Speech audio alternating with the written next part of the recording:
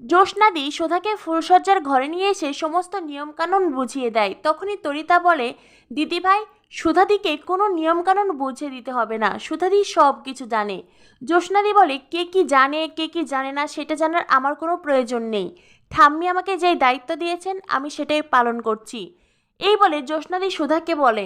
আর তখনই তেজের বোনটা বলে, আমরা না হয় কোথাও লুকিয়ে থাকি, তাহলে দেখতে পাবো আমাদের দাদাভাই কতটা রোমান্টিক।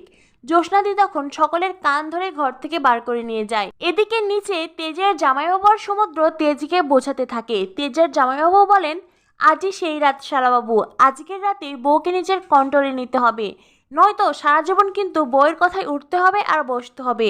বউ সারা জীবন তোমার মাথার উপর ছুরি ঘুরাবে। তখনই সেখানে জ্যোৎস্নাদি চলে আসে। জ্যোৎস্নাদি এসে বলে, কি হচ্ছে এখানে? সমুদ্র বলে, আরে দিদি, আমরা তো সকলে মিলে দাদাভাইকে সাহস জোগাচ্ছি।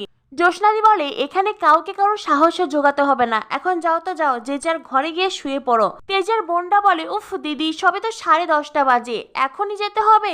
11টা অবধি থাকি, একটু গল্প আড্ডা করি। জ্যোৎস্নাদি বলে, কোনো গল্প আড্ডা নয়, যে যার ঘরে যাও। এ বলে জ্যোৎস্নাদি সকলকে ধমক দিয়ে নিজেদের ঘরে পাঠিয়ে দেয়।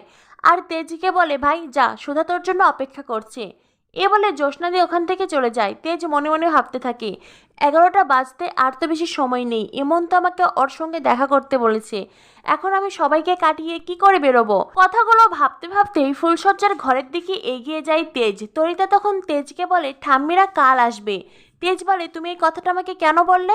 তরিতা বলে, না দাদা ভাই, এমনিই তোমাকে কথাটা জানালাম। তেজ আর কোনো কথা না বলে সিঁড়ি দিয়ে ওপরে উঠে যায়। তরিতা তখন মনে মনে ভাবতে থাকে, এখন কি ড্রামা হবে সেটা তো আমাকে জানতেই হবে।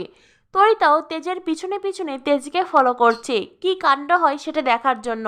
তেজ ফুলশয্যার ঘরে ঢুকতেই যাবে, তখনই ইমনের কল আসে। ইমন তেজকে বলে, তেজ, 11টা বাজতে আর 20 মিনিট বাকি, আর তোমার এখানে আসতে সময় লাগবে 20 মিনিট। এবার তুমি ভাবো, তুমি কি এখানে আসবে নাকি আমি সমস্ত ভিডিও মিডিয়াকে দিয়ে দেব? তেজ মনে মনে ভাবতে থাকে, তেজ, বসু মল্লিককে ব্ল্যাকমেল করে তুমি কিছুতেই নাচাতে পারবে না, আমি তো তোমাকে সাহায্য করবই, আর সেই সঙ্গে সুধার অতীতটা কি করে গোপন রাখতে হয় সেটাও আমি দেখে নেব। এই বলে তেজ ইমনের বাড়ির উদ্দেশ্যে রওনা দেয়।